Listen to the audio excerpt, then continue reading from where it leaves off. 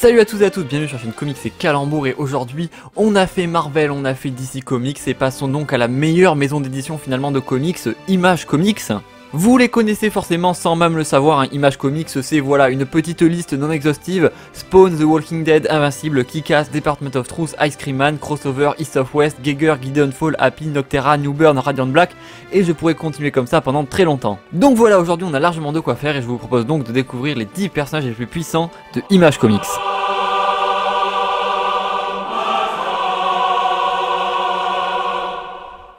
Bon, déjà ça commence bien, effectivement c'est pas un personnage, bravo, vous l'avez remarqué. Donc le département de la vérité tiré du comics éponyme est une organisation qui se charge de contrôler les théories du complot et autres conspirations. Et bien sûr ce qui fait finalement effectivement le sel de cette série, c'est que quand trop de personnes croient à une théorie, eh bien elle devient vraie, ce qui, vous me l'accorderez, peut très vite partir en couille. Alors évidemment ils ne sont pas puissants en force brute, hein, évidemment c'est clair, mais étant donné qu'ils peuvent manipuler la réalité via du coup les théories du complot, eh bien je trouve que ça fait énormément de pouvoir entre leurs mains. Parce que oui, vous l'aurez remarqué, à chaque fois que Gérald Darmanin prend la parole, manipuler la réalité c'est souvent très efficace. Et puis de toute façon une vidéo sur Image Comics sans parler de Department of Truth, et ben c'était juste pas possible.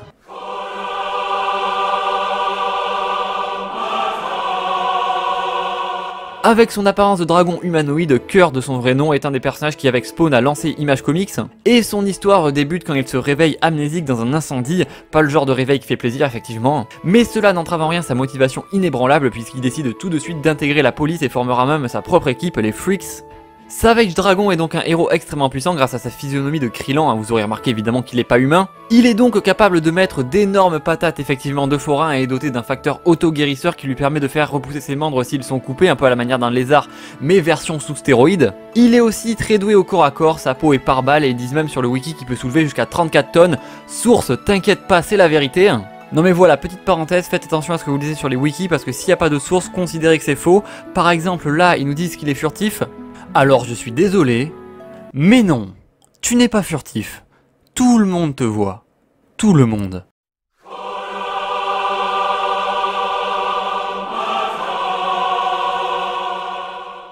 Kurt et Daniel Kilgore sont frères, Kurt est agent secret tandis que Daniel lui est prêtre, et lorsque Kurt va mourir il reviendra hanter son frère pour lui dire de protéger sa femme, mais lorsque Daniel est à deux doigts de se prendre une balle en protégeant du coup la femme de Kurt, les deux fusionnent et deviennent Haunt, un être maudit enveloppé d'un ectoplasme leur donnant des capacités surhumaines. Haunt est donc un personnage extrêmement puissant et violent car il peut transformer son corps en lame tranchante à la manière de Carnage si vous voulez. Il peut aussi d'ailleurs coller au mur ou se métamorphoser, mais cependant il est quand même grandement limité dans le temps, ce qui constitue sa plus grosse faiblesse.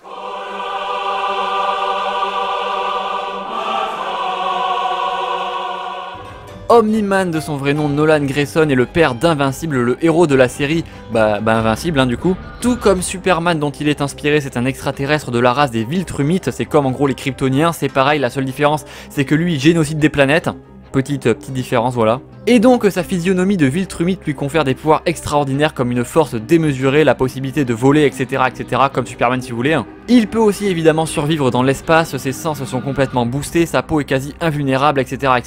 Il peut aussi soulever plus de 100 tonnes et est même considéré plus fort qu'un Viltrumite classique. Mais cependant, comme tous ceux de sa race, sa faiblesse réside dans ses oreilles car une certaine fréquence de vibration peut l'affaiblir, voire même le tuer. En plus de ça, Omni-Man est d'un tempérament ultra violent et sadique, hein, quand il s'énerve vaut mieux pas être à côté, mais évidemment si on parle de Omni-Man, on va quand même aussi parler de... Évidemment, on ne présente plus Invincible, de plus sa série animée sur Amazon Prime, c'est littéralement le buzz intersidéral, vraiment cette série est trop bien, lisez-la, les comics sont absolument géniaux. Mais je vais quand même vous le présenter, voilà, rapidement. Mark Grayson est le fils du plus puissant des super-héros, Omni-Man, et donc évidemment il a hérité de tous les pouvoirs de papa, voilà comme quoi Bourdieu avait raison. Ouais, les blagues sont techniques aujourd'hui mais faut suivre. Il devient donc un super-héros œuvrant pour la justice, et même si au début du comics il se fait ouvrir en deux par Omni-Man, oui je parle de la scène du métro, elle est absolument incroyable, extrait. Fin de l'extrait. Et bien sûr au fur et à mesure de l'histoire il dépassera largement, mais alors très largement son père, hein, mais pas de spoil évidemment, allez lire Invincible, franchement ça vaut le coup, vous avez tous les liens en description.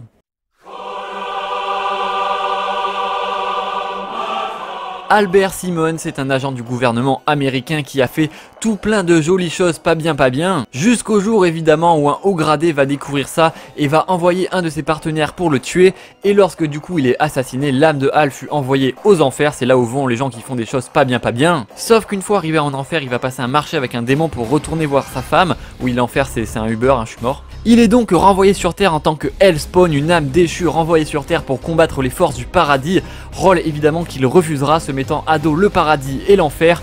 Bien joué champion. Et vous le savez sûrement, mais ses pouvoirs sont juste cheatés, il est quasi invulnérable, création d'objets à partir de magie des enfers, vol, force surhumaine, impotence, vitesse extrême, manipulation de démons, télékinésie, télépathie, facteur auto-guérisseur. Il peut aussi pas mourir de vieillesse, enfin la liste des pouvoirs est juste très longue. Cependant il peut quand même être tué, que ce soit par la décapitation ou par toute arme ou magie venue du paradis. Et il y a aussi certains lieux où il n'a aucun pouvoir, par exemple la Dead Zone ou le Green World, mais c'est un peu compliqué, on va pas rentrer dans les détails. N'hésitez pas à demander si vous voulez une vidéo sur Spawn, c'est très bien. Voilà, super argument je sais.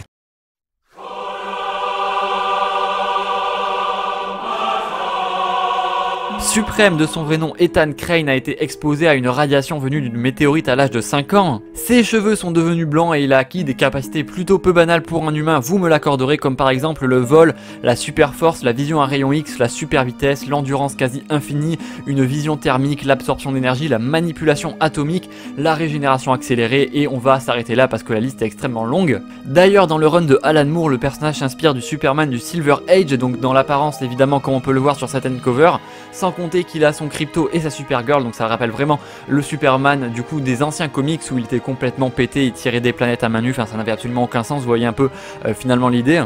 Ce qui est aussi marrant, c'est que dans ce run, il est conscient d'être une autre version de son personnage, brisant donc le 4e mur, et du coup il a conscience d'être fictif.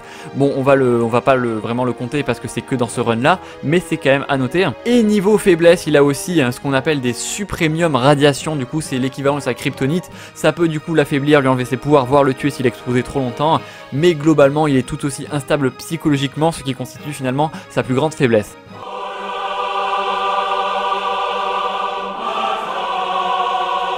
Et on va se baser dans cette partie sur le comics Spawn The Armageddon, oui le nom est cool, et plus précisément c'est un arc narratif du coup qui s'étale du Spawn numéro 150 au Spawn numéro 164. Et donc dans ce run, la mère de l'existence donne à Spawn un fruit de l'arbre des mensonges, et alors Spawn deviendra God Spawn, et d'une seule et unique attaque il détruira toute la vie sur Terre, provoquant donc l'Armageddon. Oui ça déconne pas, dans l'univers de Spawn ça rigole vraiment zéro. Il va même d'ailleurs se retrouver face à Dieu et face à Satan qui décident de l'éradiquer ensemble, mais il en a absolument vraiment rien à foutre, c'est génial. À ce niveau de puissance, littéralement rien ne lui fait peur, il est littéralement devenu celui qui fait les règles, voilà, de la bouche même de la mère de l'existence. Et d'ailleurs après cette discussion avec la mère de l'existence, elle lui apprend qu'il a le pouvoir de tout recréer s'il le souhaite, de ressusciter tout le monde, dont lui-même, parce qu'évidemment la base du comic Spawn c'est que le mec est mort et qu'il ressuscite effectivement, donc là il va ressusciter du coup tout le monde, tous les êtres vivants, et du coup il va retourner lui-même parmi les vivants et retrouver sa famille, à moins que évidemment ça ne se passe pas vraiment comme prévu, mais je ne vais pas vous spoiler le Spawn numéro 164, c'est vraiment trop dommage, il faut que vous le lisiez par vous-même, donc voilà, je vous conseille vraiment d'aller lire Spawn, c'est vraiment génial. Donc vous l'aurez compris, God Spawn est juste surpuissant, mesurer sa puissance n'a littéralement d'ailleurs aucun sens, puisque en fait c'est Dieu, il est devenu celui qui fait les règles, celui qui fait la création, il a pouvoir de vie ou de mort sur à peu près tout et n'importe quoi, mais il faut quand même aussi noter qu'il n'a pas la connaissance exacte de tous ses pouvoirs, vu qu'ils lui ont été conférés, il les a pas du coup acquis de manière innée, du coup il sait pas exactement ce qu'il peut faire, c'est d'ailleurs la mère de l'existence qui va le guider pour utiliser un petit peu ses pouvoirs. Et en plus de ça, ce n'est qu'une transformation évidemment temporaire qui ne dépend pas de lui, ce qui fait qu'il n'est que 3ème de ce classement. Donc voilà, n'hésitez pas à râler en commentaire évidemment. Bon, après c'est compliqué de classer des dieux, donc voilà. Malgré le fait qu'on ne sache pas exactement qui est le Ice Cream Man, on peut voir une petite étendue de ses pouvoirs évidemment dans les comics éponymes. Par exemple, il peut entre autres pousser les humains à la folie, modifier la réalité, voyager entre les univers et les dimensions même, on sait pas trop, changer d'apparence et provoquer des illusions, contrôler les rêves et les cauchemars, enfin c'est absolument démentiel son pouvoir. En gros en fait, du temps que ça fait du mal aux gens, on a l'impression qu'il peut faire tout ce qui est possible de faire. Le Ice Cream Man est en fait une espèce de dieu alien d'une autre dimension venu répandre la terreur et la folie chez les humains, à moins bien sûr qu'il ne soit là seulement pour pointer du doigt les propres vices de la nature humaine et de notre société, hashtag ça fait réfléchir. Mais évidemment pour plus de détails j'ai déjà consacré une vidéo complète sur le Ice Cream Man, d'ailleurs plusieurs vidéos, et je compte même en refaire une bientôt parce qu'il y a un truc super important du lore que je vous ai caché, voilà, que j'ai pas évoqué, vous verrez c'est très stylé, ça arrive bientôt sur la chaîne, n'hésitez pas à vous abonner d'ailleurs. Mais trêve évidemment d'autopromo et passons directement au numéro 1, The Man of Miracles.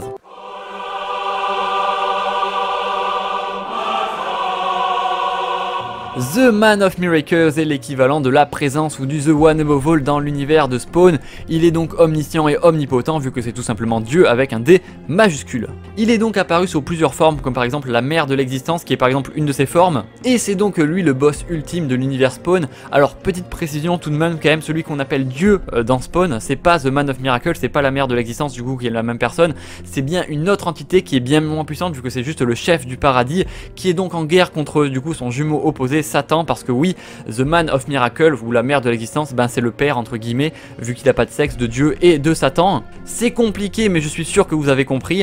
Après évidemment en tant qu'entité suprême d'un univers il n'intervient pas souvent, quoique d'ailleurs il se fait des fois des petites folies et donne par exemple tous ses pouvoirs à Spawn, voilà le mec n'en a absolument rien à foutre, il est trop fort. Mais aussi par exemple dans l'univers de Spawn c'est Dieu du coup qui a créé les humains et enfin du coup Dieu le petit Dieu le secondaire qui a créé les humains et Satan qui les a du coup corrompus pendant qu'il est créé, mais c'est bien The Man of Miracle qui a donné le libre arbitre aux humains pour qu'ils puissent du coup désobéir à Dieu et qu'ils puissent avoir du libre arbitre finalement et faire leur truc quoi, sinon il n'y a pas d'histoire, c'est un petit peu chiant.